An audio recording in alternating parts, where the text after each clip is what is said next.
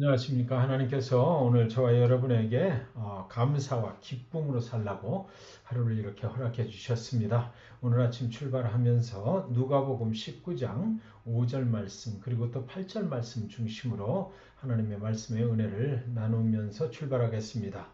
누가복음 19장의 5절 말씀은 예수께서 그곳에 이르사 쳐다보시고 이르시되 삭개오야 속히 내려오라 내가 오늘 네 집에 유하여야 하겠다 하시니. 그리고 또 8절 말씀은 삭개오가 서서 주께 여짜오되 주여 보시옵소서 내 소유의 절반을 가난한 자들에게 주겠사오며 만일 누구의 것을 속여 빼앗은 일이 있으면 네 갑절이나 갚겠나이다.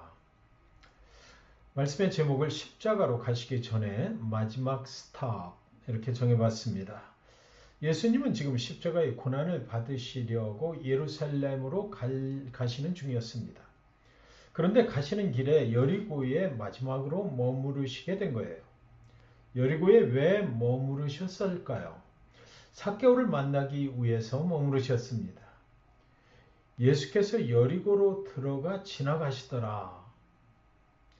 예수님은 여리고에 오래 머무르실 계획이 있었던 것은 아닙니다. 지나가는 길에 들리신 것이에요. 예루살렘으로 올라가시는 길은 굉장히 긴장된 길이었을 텐데 그때 그래도 꼭 들려야 할 일이 있어서 여리고에 잠시 들리신 것이죠. 하지만 그곳에서 아주 놀라운 일이 일어났다. 이렇게 성경엔 기록해 놓고 있는 것입니다. 그곳에서 만난 삭개오가 구원을 얻은 것입니다. 삭개오는 세리장입니다. 유대인들로부터 세금을 거두어서 로마 정부에 바치는 지금으로 말하면 국세청의 고위직 간부였을 것입니다. 당시의 세리들은 유대인들로부터 미움을 받아서 죄인 취급을 받던 시절이었어요. 그런데 삭개오는 세리들 중에서도 세리 장이니까 오죽했겠습니까? 그런데 웬일입니까? 죄인된 삭개오는 예수님이 그 마을을 지나가신다는 소식을 듣고 예수를 보려고 광장 앞으로 나아갔다라는 것이지요. 광장에 가보니까 광장에는 이미 수많은 사람들이 모여 있었고 그는 키가 작아서 군중들 틈에 섞여 있다가는 예수님의 얼굴도 볼 수가 없을 것만 같았습니다. 그래서 고민을 하다가 광장에 있는 뽕나무 위로 기어 올라갔어요. 거기는 높은 곳이니까 예수님이 지나가실 때 잘 보일 것만 같아서 그렇게 한 것입니다. 여기서 놀라운 일은 죄인 취급을 받는 삭개오는 그 정도로 예수님을 간절하게 찾고 있었다는 것이죠.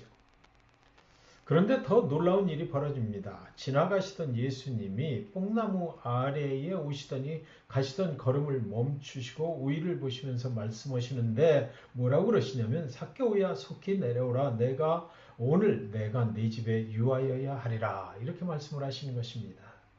놀라운 일은요, 예수님이 이미 그의 이름을 알고 계셨다는 것이죠. 어떻게 하셨을까요?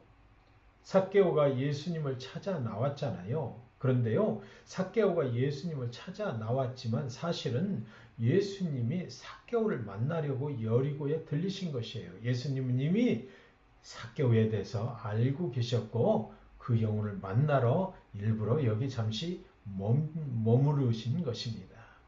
예수께서 삭개오를 찾아서 여리고에 오신 것이에요. 그리고 예수님이 일방적으로 내가 오늘 너희 집에 머물러야 하겠다라고 말씀하십니다. 그것 또한 놀라운 일 아닙니까? 당시의 문화 속에서 예수님이 세상에서 죄인이라고 불리우는 세리장의 집에 머무시는 것도 놀라운 일이고 그 집에서 또 들어가셔서 식사를 하시는 그런 것도 정말 놀라운 일인 것입니다.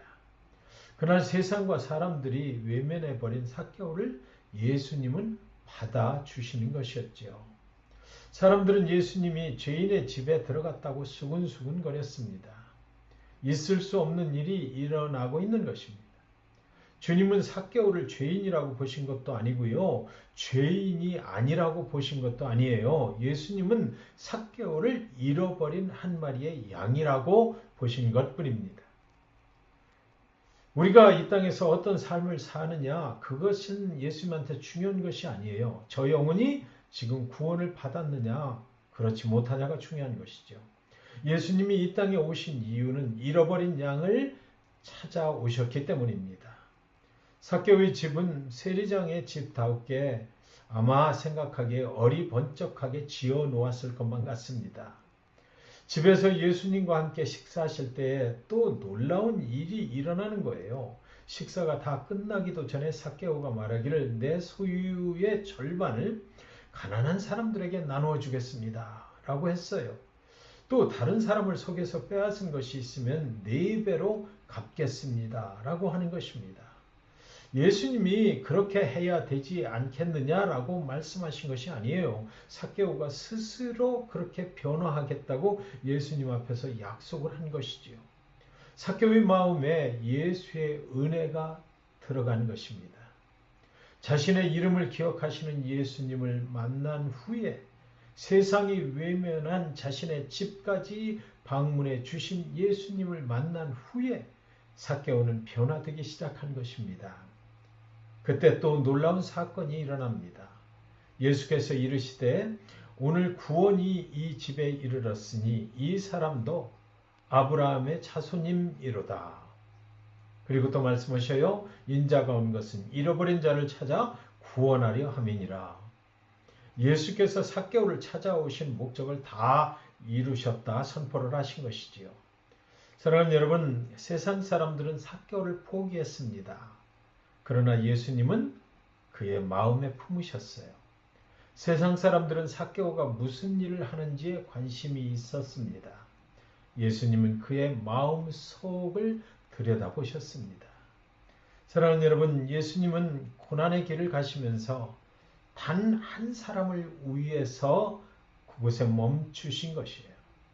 그리고 그 십자가의 고난을 다 당하시고 부활하셔서 온 인류에게 구원의 길을 열어주셨습니다. 온 인류에게 구원의 길을 열어주시는 것은 잃어버린 한 영혼을 당신이 살아가는 인생의 길에서부터 찾기 시작하셨다라는 것이죠. 여러분의 인생의 길에 만날 수 있는 잃어버린 한 영혼이 여러분의 주변에 있지는 않나요? 삭개오는 예수님을 만난 후 삶이 변했습니다. 진정한 구원을 받은 사람은 삶이 변하게 되어 있어요. 사랑하는 여러분, 그날 삭개오의 집으로 들어가신 예수님은 오늘은 저와 여러분의 집으로 들어오시길 원하신다고 저는 믿습니다. 저와 여러분이 아직 잃어버린 양이라서 찾아오시는 것일까요? 만약 그렇다면 예수를 믿으시고 구원받으시기 바랍니다. 저와 여러분이 구원받았다고 생각하며 교회도 다니고 그동안 신앙생활도 하고는 있었지만 아직도 구원의 확신이 없어서 예수님 보시기에 잃어버린 양이라서 찾아오시는 것은 아닐까요? 그렇다면 오늘 예수를 믿으시고 구원의 확신을 얻으시기 바랍니다. 저와 여러분이 구원의 확신은 있는데 지금까지 삶으로 구원받은 그리스도인다웁게 살지 못해서 예수님이 찾아오시는 것은 아닐까요? 그렇다면 예수님 앞에 나의 삶이 정말 그리스도인다운 그런 삶을 살게 해달라고 오늘 간절하게 기도해 보는 것은 어떨까요? 예수님은 고난과 죽음의 십자가로 가시는 길에서도 단 한 영혼을 구원하시려고 길을 멈추시고 그를 찾아가셨던 것이에요. 저와 여러분 한 영혼 한 영혼의 구원의 문제가 예수님께는 그의 생명을 주시기까지 정말 중요하기 때문입니다. 여러분은 예수를 믿으시고 구원받으셨습니까? 여러분은 구원받은 후 참다운 그리스도인의 삶을 살고 계신가요? 부모는 저와 여러분에게 묻고 있다고 저는 생각합니다. 저와 여러분, 우리는 사순절 기간을 지금 지나고 있지요. 그래서 이 시간 간절히 부탁드립니다. 우리 모두가 구원의 확신을 갖기를 원해요. 그리고 나서 주님의 그 구원해 주신 주님의 은혜 안에서 감사와 기쁨의 축복을 누리며 살게 되시기를 주님의 이름으로 이 시간 간절히 축원드리는 것입니다. 기도하겠습니다. 예수님 십자가로 가시는 그 긴장된 길 위에서도 한 영혼을 구원하시기 위하여 멈추시는 예수님의 모습을 봅니다. 예수님은 그렇게 우리를 찾아오셨군요. 교회도 다니고 신앙생활도 하지만 아직 구원의 확신이 없는 영혼이 우리 가운데 혹시나 있다면 주님 그의 영혼을 이 아침에 만져주시고 찾아오신 예수를 믿어서 진정한 구원을 얻게 하여 주시옵소서. 우리의 삶에도 구원받은 자다웁게 변화가 있게 하여 주시고 우리를 구원해 주신 그리스도의 사랑에 감사해서 기쁨 충만한 삶을 누리며 살게 하여 주시옵소서. 우리를 찾아오시고 우리를 구원해 주시는 예수님의 이름으로 기도합니다. 아멘.